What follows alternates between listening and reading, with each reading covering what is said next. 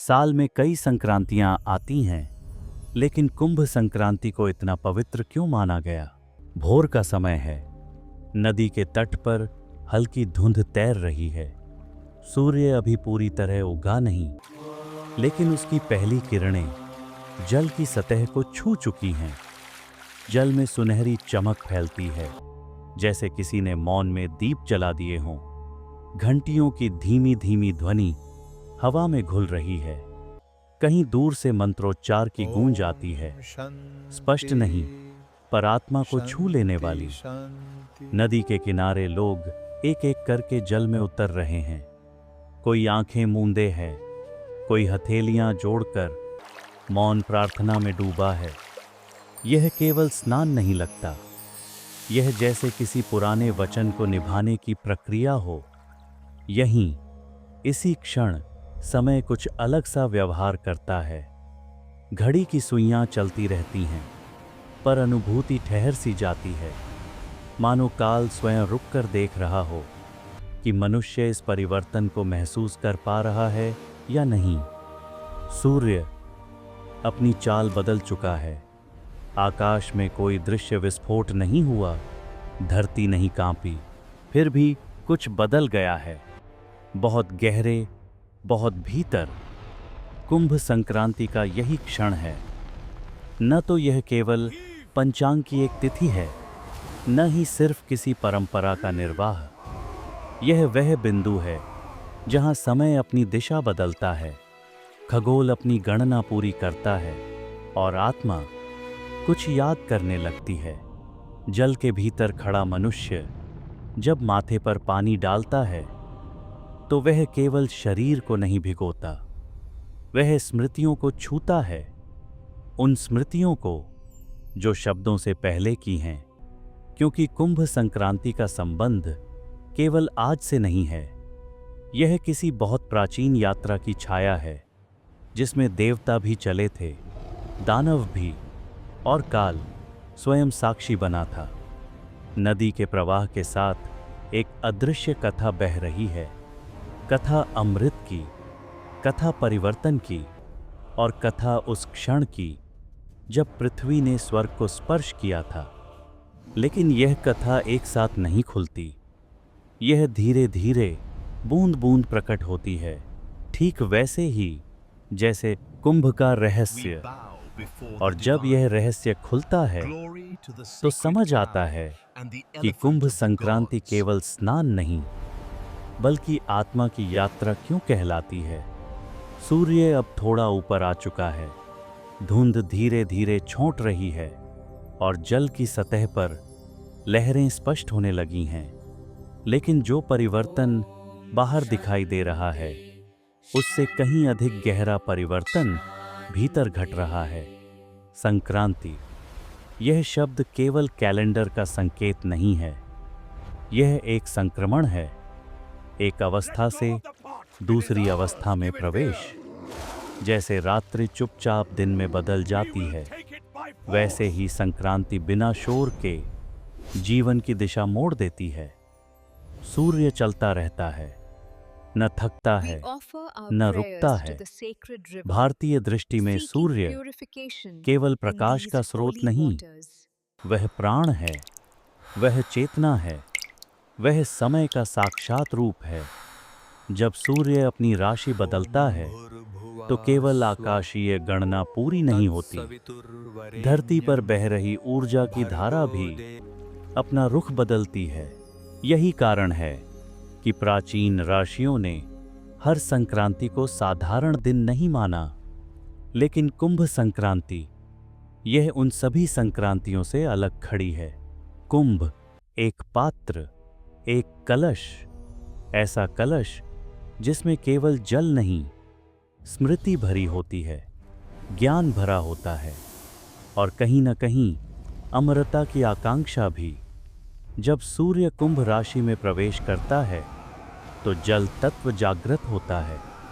नदियां केवल बहती नहीं, वह सुनने लगती हैं, और मनुष्य जो सामान्य दिनों में केवल बाहरी जीवन में उलझा रहता है, उस दिन भीतर की ओर देखने लगता है।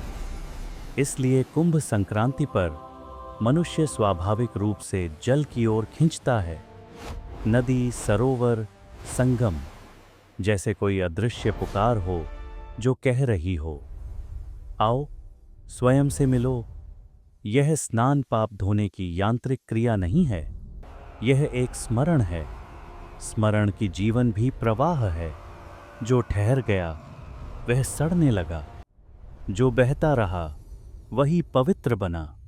जल में उतरते समय मनुष्य अपने साथ डर, क्रोध, थकान और अहंकार भी ले आता है, और जब वह बाहर निकलता है तो लगता है जैसे कुछ भार पीछे छूट गया हो।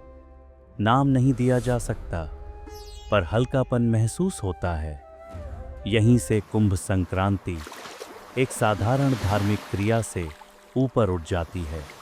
यह मनुष्य और प्रकृति के बीच एक मौन संवाद बन जाती है, और इस संवाद की जड़ें केवल खगोल में नहीं, एक बहुत प्राचीन कथा में गहराई तक फैली हुई हैं। एक ऐसी कथा जिसमें देवता और दानव आमने सामने खड़े थे।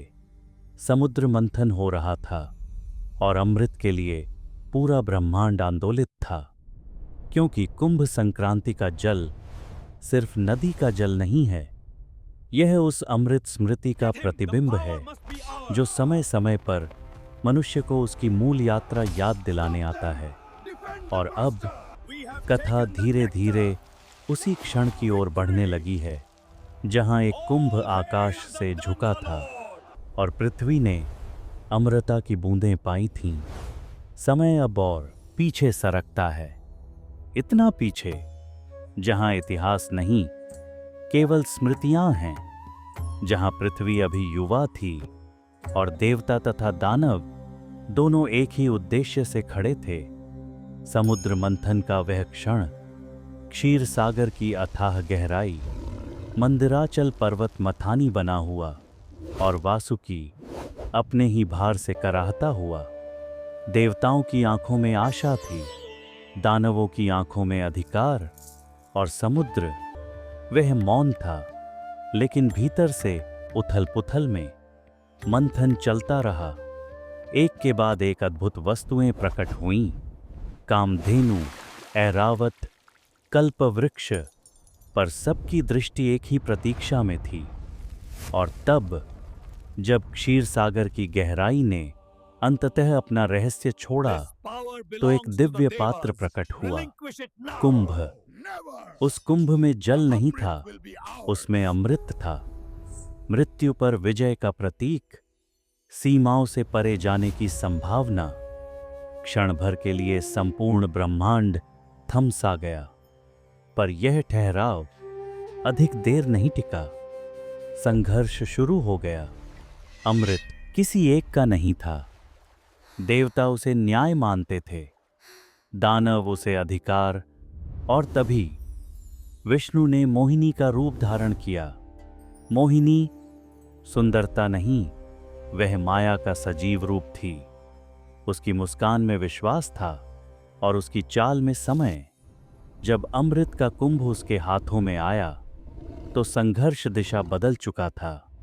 देवता एक ओर, दानव दूसरी ओर, और अमृत बीच में, जैसे परीक्षा। लेकिन अमृत यात्रा पूरी नहीं हुई थी। कहा जाता है कि इस संघर्ष के दौरान अमृत की कुछ बूंदें पृथ्वी पर गिरीं, 4 स्थानों पर, जहां आज भी कुंभ से जुड़ी स्मृतियां जीवित हैं। यही वह क्षण है जहां कथा आकाश से उतरकर धरती से जुड़ती है। कुंभ केवल एक पौराणिक पात्र नहीं रहा, वह समय का प्रतीक बन गया। ऐसा समय जो कभी कभी मानव जीवन में भी अमृत सा अवसर लेकर आता है।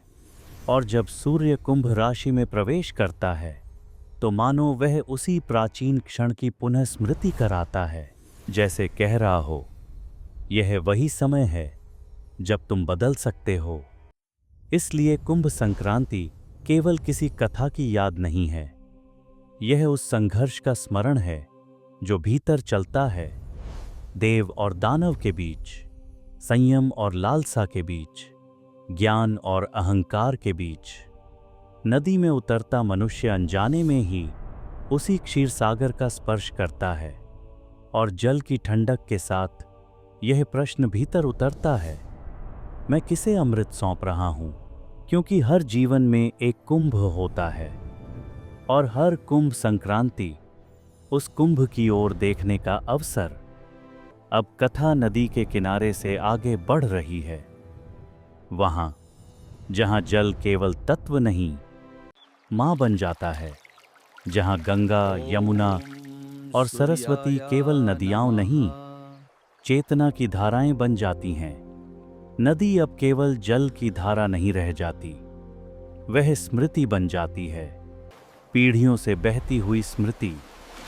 गंगा का प्रवाह शांत दिखाई देता है, पर उसकी गहराई में हजारों तपस्याओं की गूंज है। यमुना की लहरों में भक्ति की मिठास है, और सरस्वती जो दिखाई नहीं देती फिर भी हर कुंभ संक्रांति पर सबसे अधिक उपस्थित रहती है।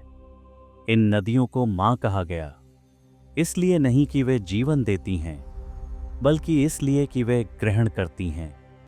मनुष्य का मैल नहीं, उसका भार। जब कोई व्यक्ति कुंभ संक्रांति के दिन नदी में उतरता है तो वह अकेला नहीं उतरता, वह अपने साथ अपने वर्षों का बोझ भी लाता है। अधूरे संकल्प, टूटे वचन और वे प्रश्न जिनके उत्तर कभी नहीं मिले। जल उसे रोकता नहीं, जल उसे टोकता नहीं, वह बस उसे अपने भीतर समा लेता है। यही कारण है कि कुंभ संक्रांति का स्नान एकांत में भी किया जाए तो भी पूर्ण माना जाता है, क्योंकि साक्षी कोई और नहीं, केवल प्रवाह है। नदी किनारे दान की थालियां सजती हैं, अन्न, वस्त्र, तिल, गुड़, पर इन वस्तुओं से अधिक जो दिया जाता है वह है अहंकार का एक अंश। दान यहाँ सौदा नहीं है, यह त्याग है, और त्याग हमेशा मौन में होता है। जिस क्षण हाथ कुछ छोड़ता है उसी क्षण मन कुछ पकड़ने से मुक्त होता है। इसलिए शास्त्र कहते हैं, कुंभ संक्रांति पर जो दिया गया वह लौटकर नहीं आता, वह रूप बदल लेता है, कभी शांति बनकर, कभी स्पष्टता बनकर, और कभी उस उत्तर के रूप में जिसे मन वर्षों से खोज रहा था। लेकिन यह परंपरा केवल नदी और दान तक सीमित नहीं है, यह जीवन की दिशा से जुड़ी है। आज भी जब शहरों में नदियां दूर हो गई हैं और समय और भी तेज हो गया है, तब भी कुंभ संक्रांति एक मौन संकेत देती है, रुकने का, अपने भीतर उतरने का, और यह देखने का कि क्या अब भी कुछ ऐसा है जिसे छोड़ा जाना चाहिए। क्योंकि कुंभ संक्रांति बाहरी शुद्धि का उत्सव नहीं, आंतरिक परिवर्तन की पुकार है।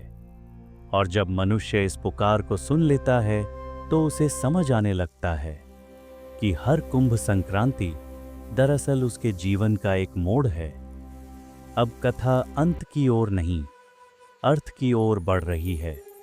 वहां जहां कुंभ संक्रांति एक दिन नहीं, एक दृष्टि बन जाती है। जब दृष्टि बदलती है तो तिथियां भी अर्थ लेने लगती हैं। कुंभ संक्रांति अब केवल पंचांग की एक रेखा नहीं रहती, यह जीवन की लय में एक विराम बन जाती है। ऐसा विराम जो आगे बढ़ने से पहले पीछे देखने का अवसर देता है। मनुष्य समझने लगता है कि परिवर्तन कोई आकस्मिक घटना नहीं, यह प्रकृति का नियम है। सूर्य बदलता है, ऋतुएं बदलती हैं, नदियां अपना मार्ग बदल लेती हैं, और फिर भी सब कुछ चलता रहता है। तो फिर मनुष्य ही क्यों अपने भीतर के परिवर्तन से डरता है?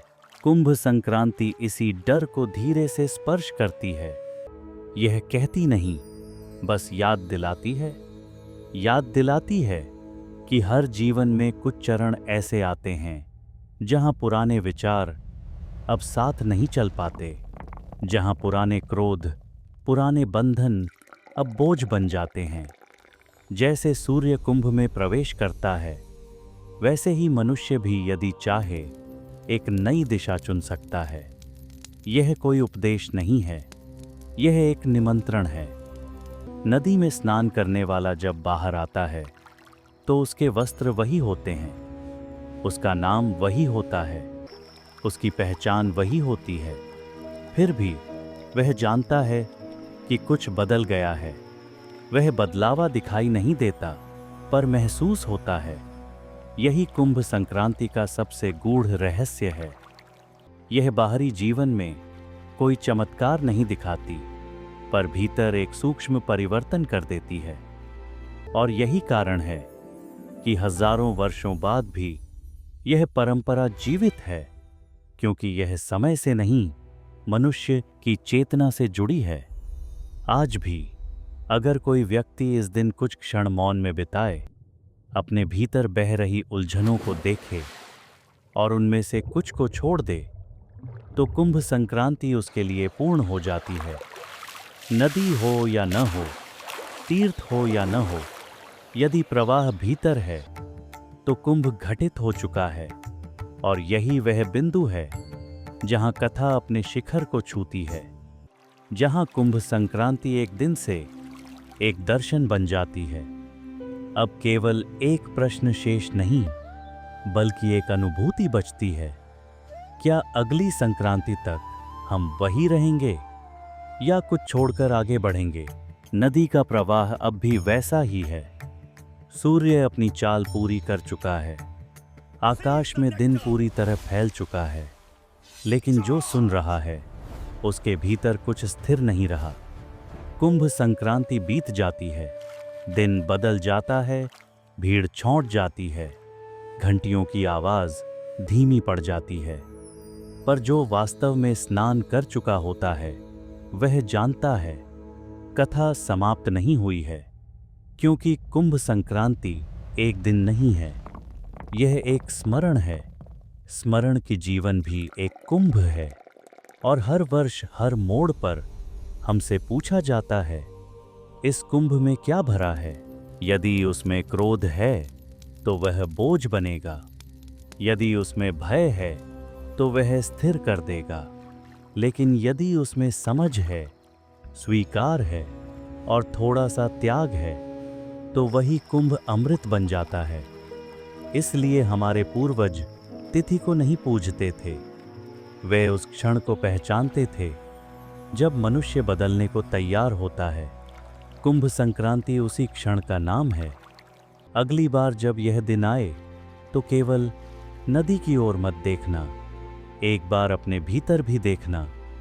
क्या कुछ ऐसा है जिसे बहने दिया जा सकता है? क्योंकि जो बह जाता है वही पवित्र होता है, और जो समझ लेता है वही मुक्त। यदि यह कथा आपके भीतर कहीं शांत सी गूंज बन गई हो, तो समझिए कुंभ संक्रांति आपके लिए घटित हो चुकी है। ऐसी ही गूढ़ कथाएं, जहां परंपरा केवल रस्म नहीं बल्कि चेतना बन जाती है, उन्हें समझने और जीने के लिए अनंत कथा के साथ जुड़े रहिए।